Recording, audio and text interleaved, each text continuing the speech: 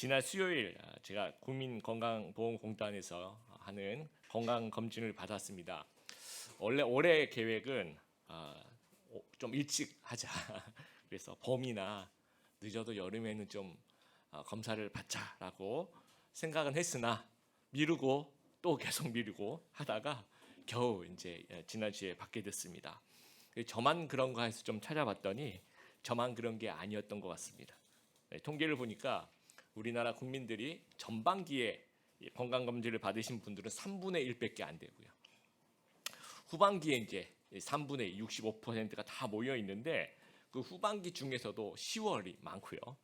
10월보다 11월이 더 많고요. 11월보다 12월이 아직도 지금 우리 성도님들 중에서 저랑 비슷하게 좀 미루다가 기회를 놓치신 분들도 계실 겁니다. 좀 생각해 봤어요. 제가 이상하게 좀 하기 싫더라고요. 그래서 왜 그럴까 생각해 봤더니 뭐 아파서 그런 건 아닙니다. 뭐 아플 게 없습니다. 저는 수면 내시경을 하기 때문에 그냥 잠깐 눈 감았다 뜨면 끝나니까 아픈 것도 없는데 왜 그럴까 생각해 봤더니 이건 어디까지 제 경험입니다. 뭔가 이렇게 좀 두려운 것 같아요. 뭔가 드러날까 봐.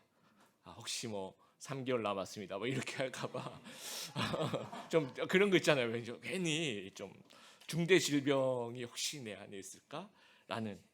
그러니까 이게 이제 참 모순이에요. 왜냐하면 이게 드러나라고 하는 검사잖아요, 그렇죠? 근데 드러날까봐 또 겁이 나는 거. 이게 참 이 두 가지 마음이 있는 것 같습니다. 검사하고 싶은 마음과 이 감추고 싶어하는 마음. 오늘 말씀도 이제 빛과 어둠의 모순에 대한 이야기를 하고 있습니다.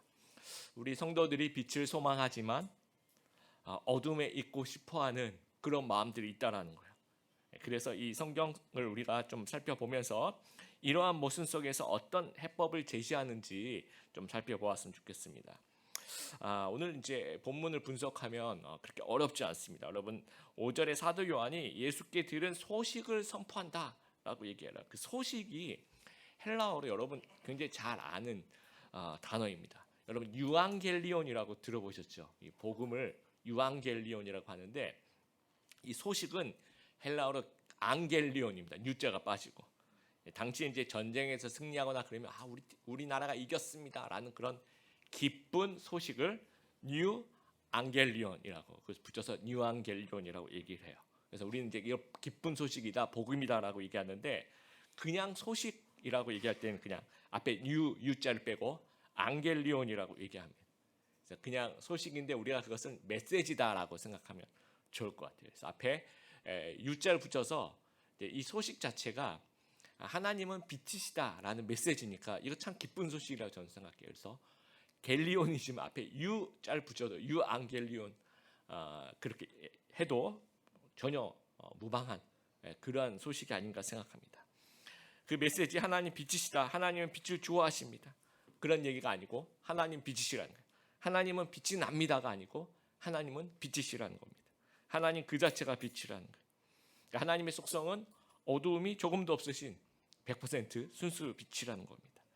그러니까 하나님이 빛이시라면 거기에 대한 인간의 반응이 두 가지가 나와요. 그러니까 6절부터 10절까지 서로 대조적인 두 구절이 나오는데요. 저희 이제 한글 성경 개역 개정도 그렇고 쉬운 성경도 그렇고를 보면 이렇게 똑같은 단어가 이렇게 잘 나오진 않아요. 그러니까 눈으로 보기 힘든데 헬라어 성경, 영어 성경은 아주 그 대조적으로 여러분 앞에 제가 써드렸지만 walk in the darkness와 walk in the light가 아주 구별되게 6절하고 7절에 나오고 있습니다.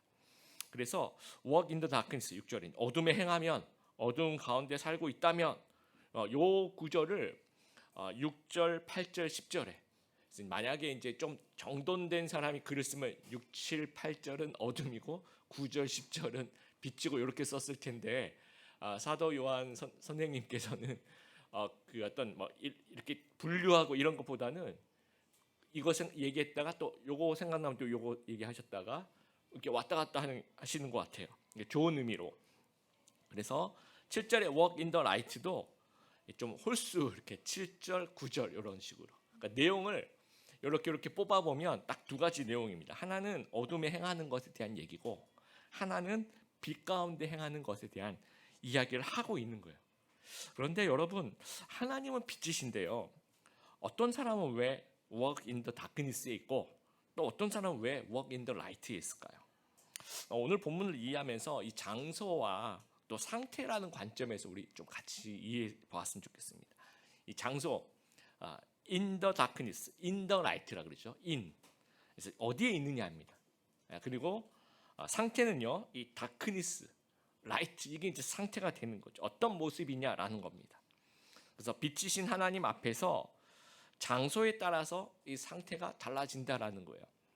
장소와 상태의 관점에서 우리가 이 말씀을 좀 전체적으로 생각해 보았으면 좋겠습니다. 먼저 이제 walk in the darkness를 살펴보면 이론적으로 생각해 보면 하나님은 빛이시라면 당연히 피조물은 인간도 창조주를 따라서 빛을 선호해야 되는 게 맞아요. 그런데 요한복음 1장 5절 말씀 그 빛이 어둠 속에서 빛을 발했지만 어둠은 그 빛을 깨닫지 못했습니다라고 되어 있어요. 그리고 요한일서 1장 9절하고 11절 같이 한번 읽어보겠습니다. 참 빛이 있었습니다. 그 빛은 세상에 와서 모든 사람을 비췄습니다. 참 빛이 되신 말씀이 세상에 계셨습니다. 세상은 그분을 통하여 지음을 받았는데도 그분을 알지 못하였습니다.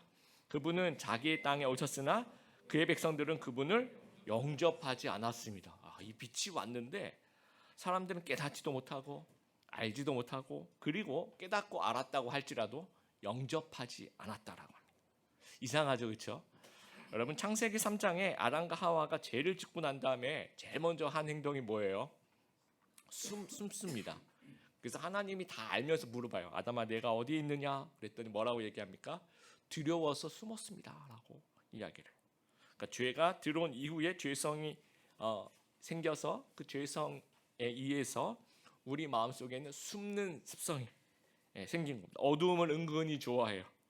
어두움에 숨고 싶은 마음이 우리 마음속에 있는 겁니다. 16세기 종교개혁을 하면서 이 종교개혁이 일어난 이후에 카톨릭 세력으로부터 억압받는 각국의 피난민들이 스위스 제네바로 모여듭니다. 기독교 강요를 쓰신 존 칼빈 목사님이 1536년에 제네바로 부임을 해서 종교개혁자여 목회자로 이제 그곳에서 사역을 하게 됩니다. 당시 제네바는 향락의 도시예요. 죄와 부도덕으로 아주 유명한 그런 도시입니다. 그래서 이제 칼빈 목사님이 늘 주장하는 것이 그거예요. 이제 복음이 빛의 모습으로 나타나야 되는 거예요. 그러니까 우리 안에 복음이 있으면 이게 삶으로도 나타나야 된다는 거죠. 그래서 이제 이 제네바를 이 도시 전체가 개혁의 샘플이 되기를 소망한 거죠. 그래서 아주 그 강력한 빛의 설교를 하게 됩니다. 그래서 이제 그 당시 사람들이 하던 어둠의 것들을 지적을 하면서 하지 말라고 이제 권고를 해요. 여러분 도박하시면 안 됩니다. 여러분 알코올 중독에 빠지면 안 됩니다. 뭐 그런 설교를 하는 거예요. 도둑질 하시면 안 됩니다. 폭행하시면 안 됩니다. 불륜 저지르면 안 됩니다. 또 이제 그 당시 기득권층들도 돈 많은 부자들에게 고리대금하면 안 됩니다. 그리고 부당한 부를 축적하면 안 됩니다. 하면서 이제 이 빛을 선포하는 겁니다. 매주 강단에서. 그러니까 소돔과 같은 도시가 이제 점점 하나님의 도시로 이렇게 변해 가는데 지도층과 이 기득권층 또 회중들이 이렇게 마냥 좋지가 않았던 거예요. 그냥 매주일마다 자기가 평소에 하던 행동을 자꾸 지적을 받으니까 이제 기분이 굉장히 나쁜 거죠. 그래서 이제 그 당시에 이제 나무 의자로 이렇게 되어 있는데 주로 이제 지도층들이 앉았던 그 나무 의자 앞에는 막 낙서도 써 있고 막 설교 듣다가 힘드니까 막 몸도 뒤틀리고 막 손가락으로 긁고 막 그랬다는 이야기도 있습니다. 그래서 이제 이들이 어두움이 주는 그 부당 이득이 있잖아요. 막 고리대금하고 막 뭐라 그럴까요? 막 정당한 방식이 아닌 방식으로 부를 많이 축적을 했는데 그런 주 수입원에 대해서 못하게 하고 자꾸 차단을 하니까 고민이 되는 거죠. 이제 이 돈을 어떻게 벌까 하면서 그 어둠의 세력이 이제 조직적으로 저항을 하게 됩니다. 그래서 칼빈 목사님이 부임한 지 2년도 안 돼서 1538년에 칼빈을 제네바에서 추방시켜버려요. 여러분 칼빈 목사님께 빛을 선포하니까 사람들 마음속에는 어둠에 계속 있고 싶어하는 마음이 있는 거예요. 그래서 그 빛을 추방해버립니다. 근데 우리 마음속에도 정도의 차이는 있지만 이런 마음들 좀 있어요. 미국의 시카고 근처에 해먼드 제일 침례교회라는 교회가 있었습니다. 이 교회는 뭐 여러 가지 유명한 부분이 있지만 강대상이 이제 방탄 유리로 이렇게 둘러싸여 있는 것으로 굉장히 유명합니다. 그러니까 이 지역, 이 해먼드라는 지역은 범죄가 많이 일어나는 지역이래요. 사람들이 좀 거칠고 또 이제 윤리적인 개념이 많이 좀 부족했다라고 합니다. 그래서 제카일 목사님이, 담임 목사님이 이 존 칼빈과 같이 매주 죄를 지적하면서 이런 죄를 지으면 안 됩니다. 또 이런 죄를 지으면 안 됩니다라고 권면을 했대요. 빛을 선포하고. 그랬더니 한 청년이 이제 참다 못해서 막 너무 마음에 찔리는 설교를 하니까 일어나서 이제 목사님 향해서 권총을 발사한 거예요. 다행히 이렇게 맞지 않았다고 합니다. 그래서 이제 교회 장로님들이 이제 목사님한테 목사님 좀 살살해달라고 너무 이렇게 죄를 너무 이렇게 지적하고 그러지 말아달라고 이제 부탁을 했대. 목사님의 목숨을 아껴서 아마 그런 얘기를 한 것 같아요. 그러나 이 제카일 목사님은 아니다. 이 빛을 선포하는 사람이 있어야 된다. 계속해서 나는 죄를 지적할 거다. 그래서 이제 할 수 없이 목사님은 계속 죄 설교를 하시고 또 누군가는 또 총을 쏠 것 같고 그래서 이제 이 앞에 이 방탄 유리를 마음껏 설교하시고 마음껏 쏘면 안 되죠. 이렇게 쏘더라도 인명 피해가 생기지 않도록 이렇게 방탄 유리를 설치를 했다라고 합니다. 여러분 좀 우리 대한민국에 총기가 없어서 너무 감사하다 저는 그렇게 생각합니다. 정도의 차이는 있겠지만 우리도 그래요. 막 빛이 우리한테 막 비치면 우리 아무래도 죄성이 있으니까 그게 머리로 맞다 생각하지만 우리 마음속에 총을 꺼내고 싶고 또 아니라고 변명을 하고 싶고 또 계속 어두움에 머물고 싶어하는 마음이 우리 마음에 있다라는 거예요. 그래서 여러분 죄인들이 시도하는 것이 이 죄라는 개념 자체를 없애거나 아니면 이 죄라는 개념 좀 미화시켜 축소하거나. 그래서 8절에 여러분 우리가 읽었던 8절 보면 만일 우리가 죄가 없다고 말하면 스스로 속이고 진리가 우리 속에 있지 아니한다. 또 10절에 우리가 범죄하지 아니했다 하면 하나님을 거짓말하는 이로 만드는 것이다. 죄가 없다고 말하는 자들, 죄의 개념을 없애려고 하는 자들이 있었다라는 그 당시에 이단 영지주의자들이 그랬죠. 지난 시간에 제가 말씀드렸지만 행동에 있어서 오늘날의 자유주의자들하고 되게 비슷합니다. 영지주의자. 그래서 물질은 본래 악하고 영은 선하다라고 가르쳐요. 그래서 영만 선하고 영만 깨달을 수 있으면 육신은 원래 그냥 좀 악한 거니까 그냥 넘어가 이렇게 되는 거예요. 모든 것이 괜찮아. 몸은 물질이야. 그러니까 아무리 나쁜 행동을 하더라도 영혼에 영향을 끼치지 않아라고 가르쳤단 말이에요. 그 당시 영지주의자들. 그러니까 괜찮아 마음대로 살아 죄라는 건 없어 그렇게 가르쳤다는 거죠. 그 얘기를 지금 사도 요한께서 하시는 겁니다. 죄가 없다고 말하면 스스로 속이는 거다. 요즘도 그런 개념이 있어요. 여러분 죄를 없애기보다는 요즘에는 좀 더 근본적으로 하나님을 없애요. 하나님을 삭제합니다. 2008년에 이제 영국 무신론자들이 시내버스 광고 배너에 그렇게 크게 광고를 했어요. 뭐라고 썼냐면 신은 없을 것이다. 이제 걱정을 멈추고 인생을 즐겨라. There is probably no God. Now stop worrying and enjoy your life. 그러면서 죄를 없애버리는 하나님을 지워버리는 거죠. 근데 아까 이제 읽었지만 스스로 속이고 우리가 죄가 없다고 말하면 스스로 속이는 거다. 여러분 19세기에 침례교 설교자 중에 아주 유명한 찰스 스펄전이라는 목사님이 계셨어요. 그래서 빛이신 하나님에 대해서 설교를 했는데 어떤 한 사람이 자기는 태어나서 죄를 지어본 적이 없다고 막 주장을 하는 사람과 이제 대화를 하게 됐대요. 그래서 이제 한참 대화를 하다가 이제 길어지니까 대화가 목사님 저희 집에 오셔서 저녁 식사를 한번 같이 하고 가자고. 그래서 좋다고 해서 그 집 가서 이제 저녁을 먹으면서 이야기를 하다가 이제 스펄전 목사님이 이제 자기한테 주어진 물이 있잖아요. 그 물을 들고 얼굴에다 확 끼얹어 버렸대 일부러. 그랬더니 그분이 갑자기 화를 막 내면서 욕을 하면서 어떻게 가만히 있는데 왜 얼굴에다 물을 끼얹냐고 막 비난을 하고 막 180도 이렇게 달라진 모습을 보였다는 거죠. 그랬더니 이제 스펄전 목사님이 당신의 옛사람 그 죄가 안 죽고 기절했다가 물 한 잔에 다시 되살아났다. 이제 그런 말씀을 했다는 거죠. 이게 죄가 없다면 스스로 속이는 거예요. 그리고 영국 무신론자들도 하나님이 없다, 죄가 없다라는 걸 써붙인 게 좀 이상하지 않습니까? 굳이 누가 안 물어봤어요. 우리 청년들 쓰는 말로 안 물어보고 안 궁금한 거 그렇게 얘기를 하죠, 그렇죠? 굳이 광고할 필요가 없는데 괜히 누가 물어보지도 않는데 괜히 하나님에 대해서 얘기하는 거예요. 찜찜하죠. 뭔가 있는 것 같기도 없는 것 같기도 하고 그냥 없다고 해. 이 죄책감이 막 스스로 속이는 겁니다. 이런 것들. 또 죄를 축소하고 미화하는 시도. 여러분 요즘에 그 드라마 같은 거 보면 이제 간음, 불륜 이런 거 다 어떻게 처리합니까? 그 드라마 부부의 세계 명대사가 이런 거라면서 사랑에 빠지는 게 죄가 아니잖아. 그걸 사랑이란 말로 이제 미화시키는 거죠. 도둑질을 부수입이다, 자리 이동이다 이렇게 좀 미화하기도 하고 사기 치면 설계다 뭐 이렇게 미화하기도 하고요. 또 나의 이기심을 내 권리를 옹호하는 것이다. 또 어떤 폭력 이런 것들도 이거는 참교육이다 이렇게 뭔가 좀 내가 하는 건 다 괜찮아.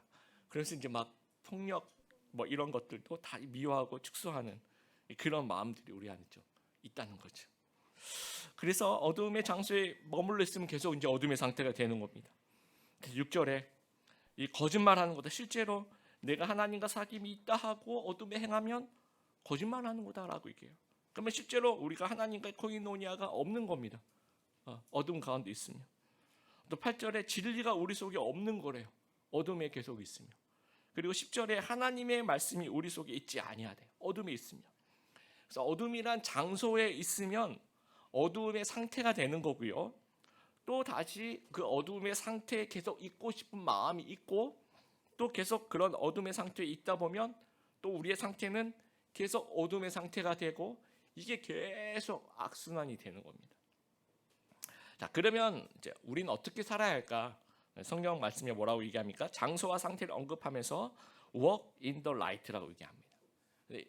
1단계, 2단계. 1단계가 이제 장소입니다. 빛으로 나오는 거예요. 우리를 빛에 드러내는 겁니다.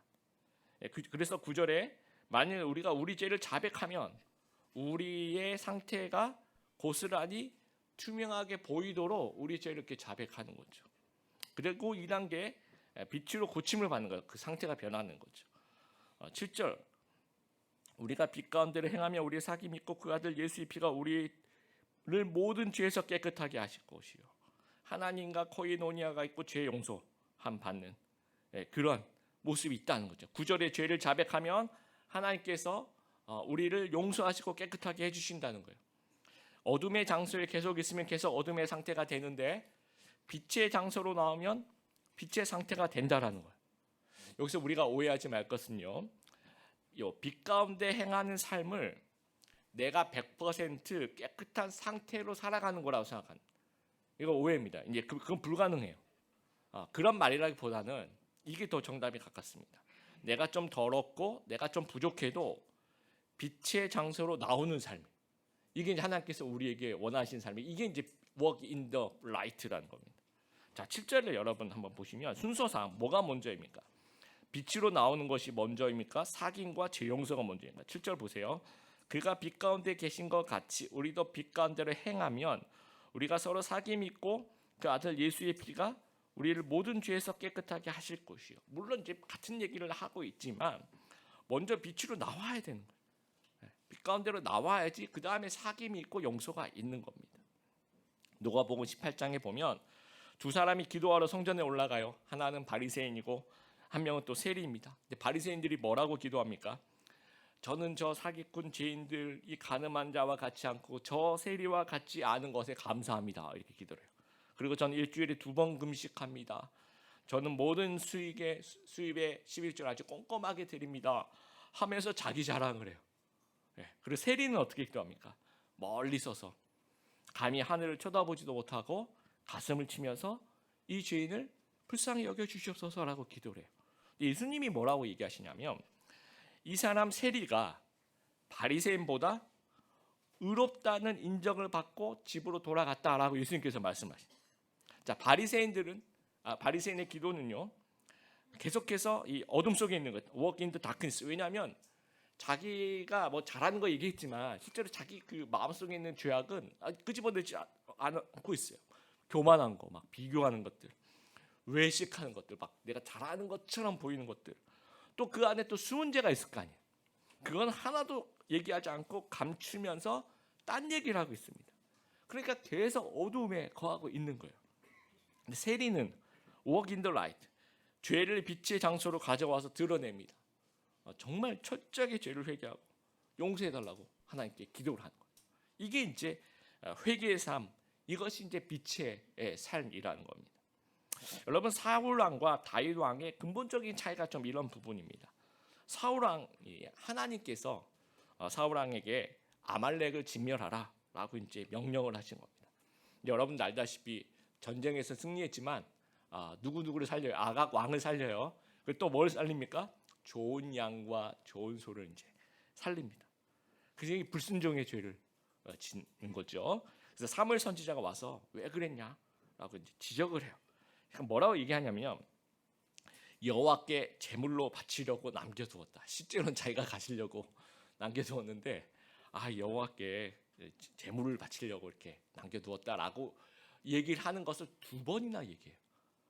기회가, 자기가 회개할 수 있는 기회가 2번이나 있었는데 그렇게 한번 얘기하고 나중에도 내가 여호와께 제물로 바치려고 남겨두었다, 이러면서 계속 어두움 속에 있는 거예요. walk in the darkness가 되는 거죠. 근데 다윗은요, 불륜도 저지르고 부하의 어떤 부인과 또 그 부하를 전쟁에서 더해서 죽게 하고, 어떻게 보면요 사울 왕보다 더 나쁜 것 같기도 해요. 그 죄 질이란 게, 그렇죠? 근데 나단 선지자가 바로 지적을 합니다. 그랬더니 바로 그 자리에서 회개하면서 철저하게 눈물로 뉘우치고 하나님 앞에 빛 가운데로 이렇게 나오는 겁니다. 그랬더니 walk in the light, 빛 가운데로 나가니까 하나님께서 그 죄를 용서해 주시는 거예요. 여러분, 제네바 사람들이 칼빈을 쫓아냈어요. 그 이후에 제네바는 어떻게 됐을까요? 다시 무법천지가 됩니다. 이제 빛이 비추는 사람이 없으니까 옛날에 했던 것들은 계속, 그리고 한 10년이 지나가요. 그러니까 그 10년 지나가면서 이들이 이제 느꼈을 거야. 빛이 있던 삶과 빛이 없는 삶이 이렇게 다르는구나. 그래서 1547년에 칼빈 목사님을 다시 초청합니다. 여러분, 이 구절에서 저는 제네바의 선택이 정말 탁월했다. 물론 이제 이 쫓아낸 거 잘못된 거지만 그 이후에 어떤 빛이 없는 다시 그 무법천지가 된 그 도시를 바라보면서 그 10년이라는 세월 속에 다시 그런 빛을 선택하는 이 선택은 굉장히 탁월했다라고 생각해요. 그래서 칼빈 목사님 다시 오셔서 그 이후에 오신 이후에 25년간 교회를 섬긴 뿐만 아니라 이 제네바라는 도시의 어떤 사회 개혁, 그러면서 세계 교회 역사들이 이제 바뀌어 나갑니다. 그래서 오늘날의 제네바는 이제 개신교의 로마라고도 얘기를 해요. 여러분, 오늘날 제네바에 뭐가 있냐면요, 유럽 연합본부도 거기 있고요, UN 유럽 사무국, 그다음에 WTO 세계 무역기구, 그다음에 WHO 세계 보건기구와 같은 31개 국제기구와 250여 개 국제 NGO 단체, 또 176개 대표부가 소재한 그런 정말 세계적인 도시가 되었다라는, 칼빈이 있는 제네바와 칼빈이 없는 제네바, 이렇게 차이가 있는 거예요.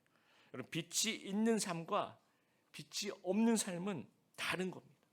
그래서 우리의 선택은요, 정말 우리가 좀 부족하고 뭔가 어둠 속에 살고 있는 모습이 있다고 할지라도 그 순간에 칼빈을 초청하는 거예요. 그런 제네바 사람들 같은 모습, 내 삶 속에 빛을 초청하는 거죠. 또 빛 대신 하나님께 나아가는 겁니다. 내가 모습이 올바르지 않더라도 그것이, 그러니까 우리가 올바른 장소를 선택하는 것이 결과적으로 올바른 상태가 될 수 있다라는 거예요.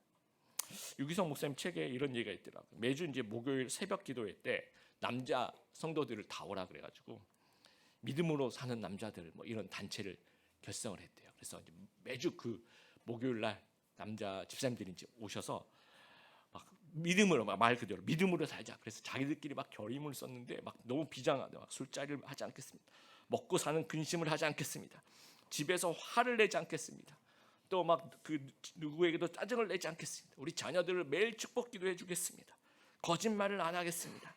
사회법을 잘 지키겠습니다 하면서 구구절절 막 결의를 다졌대요. 근데 점점 출석 인원이 점점 줄어들더라고요. 이해가 되시죠? 처음에는 그래, 내가 이렇게 살겠어. 근데 이렇게 잘 못 하다 보면 잘 못 살게 될 수도 있잖아요, 그렇죠? 그러니까 내가 점점 믿음으로 사는 남자가 아니네 그렇게 생각이 되는 거예요. 그러니까 믿음으로 사는 남자들 모임에 굉장히 부담이 되는 거죠. 내가 못 가겠다. 그래서 점점 인원이 줄어들어. 그래서 이제 임원들하고 같이 모여서 회의를 했대요. 어떻게 하면 좋겠냐. 그러다가 이게 부담이 되니까 우리가 모임의 성격을 바꾸자. 그래서 이름은 그냥 믿음으로 사는 남자들인데 부제 회개하며 사는 남자들의 모임이라고 적어놨다고. 그래서 앞으로 우리의 모임은 믿음으로 살려고 노력하지만 혹시 그렇게 못할지라도 모여서 회개하는 그런 남자들의 모임을 해보자 했더니 다시 열심히 모이더라는 겁니다.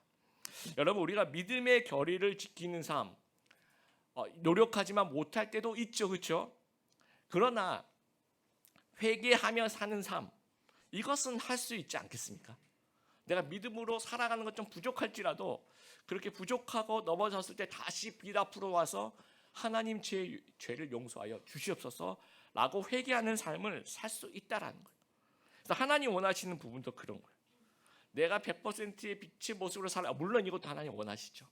그러나 그렇지 못할 때도 빛으로 나와서 회개하고 회복하는 거, 이거 하나님 원하신다라는 거. 열왕기상 7장에 보면요, 솔로몬이 성전을 건축하면서 여러 기구들을 만드는데 그 중에서 이제 물탱크, 이제 바다라고 얘기하는데 바다같이 넓은 이 바다의 물탱크의 직경이 5m 넘습니다. 그리고 어마어마하게 커요. 근데 이제 그 안에 성경에 보면 이제 양식이 있습니다. 이걸 이제 규격이 있어요. 그래서 오늘날 리터로 환산해 보니까 44,000리터 정도의 물이 들어갑니다. 여러분, 제일 2번이라고 써 있는 이제 큰 어떤 아마 요거보다 저는 이렇게 작게 그렸나 싶은데 좀 더 크지 않았을까 하고 싶어요. 44,000리터는 물이 어느 정도일까? 여러분 회사나 이런 거 보면 이렇게 생수통 이렇게 큰 게 딱 엎어져 있는 생수통 있죠. 거기서 이제 물 마시시는 그 큰 이 생수통이 18.9리터입니다. 그게 그 생수통이 2,300개가 들어간다라고 생각하시면 상당히 이렇게까지 뭐가 필요한가? 그리고 요것만 만든 게 아니고요. 그 옆에 이제 작은 물탱크, 이건 물두멍이라고 이해하는데 요게 또 10개가 또 더 있습니다. 그러니까 지금 이런 모습으로 그러니까 물두멍이 물탱크만 10개하고 큰 거 하나가 더 있는 거죠. 근데 이게 용도가 뭐냐면 다른 사람들은 쓸 수 있는 게 아니고요.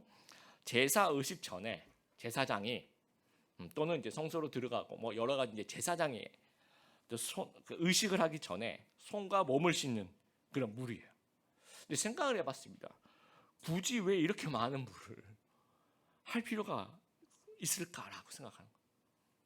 여러분, 그래서 제가 생각하면서 이거구나. 이 성전은요, 죄 문제를 해결하러 오는 곳이에요. 그래서 온 국민이 다 와서 제사를 드리더라도 아무리 많은 제사가 있더라도 물이 모자라서 제사를 못 드리는 일은 없게 하고 싶어하는 그런 마음인 거예요. 여러분, 이 마음 이해하실 수 있어요. 이게 하나님의 저는 사랑과 은혜라고 생각합니다. 네가 아무리 큰 죄를 짓고 또 아무리 많은 죄를 짓고 그래서 그 정결의식을 하는 그 물을 쓴다고 하더라도 그 아무리 쓰고 써도 정말 이 부족함이 없는 이 바다 같은 하나님의 사랑, 바다 같은 하나님의 자비를 우리에게 베풀고 싶어 하시는 마음이라는 거죠. 여러분, 우리가 이 빛 앞으로 와서 좀 죄를 짓게 되길 바라요. 여러분, 어떤 죄를 짓더라도 어떤 나쁜 일을 하더라도 하나님의 사랑과 자비는 이 바다 이 물탱크 같이 넓다라는 것. 그래서 이건 walk in the light의 삶을 우리를 초청하시는 거예요. 여러분 성도님들, 오늘도 하나님은 우리를 빛으로 초대하세요. 여러분의 장소는 어디에 있습니까? 여러분 지금 어디에 있습니까? 빛에 있습니까? 어둠에 있습니까? 여러분의 상태는 빛이십니까? 아니면 어둠입니까? 어둠의 장소에 있으면 계속 어둠의 상태에 있을 수밖에 없어요. 근데 빛의 장소로 나오면 빛의 상태가 되는 겁니다. 혹시 빛의 자녀답지 않더라도 그냥 있는 모습 그대로 빛으로 나오시는 우리 귀한 우리 성도님들 되길 바라요. 주일 예배 오기 전에도 내가 이렇게 죄를 짓고 주일 예배를 갈 수 있는, 죄를 지었으니까 여러분 주일 예배를 오셔야 되는 겁니다. 우리 소그룹도 마찬가지, 빛으로 나오는 소그룹, 또 믿음의 공동체 앞으로 빛으로 나오고 기도하는 자리로 여러분이 나오고 봉사하는 자리로 나오실 수 있는, 그래서 빛 안에서 우리 어둠을 막 끊어내는 거죠. 빛의 상태로 회복되고 빛줄 활동하고 여러분이 빛의 사자입니다. 그리고 빛의 자녀입니다. 빛의 사자요, 빛의 자녀로 살아가는 우리 귀한 성도들 다 되시기를 주님의 이름으로 축복합니다.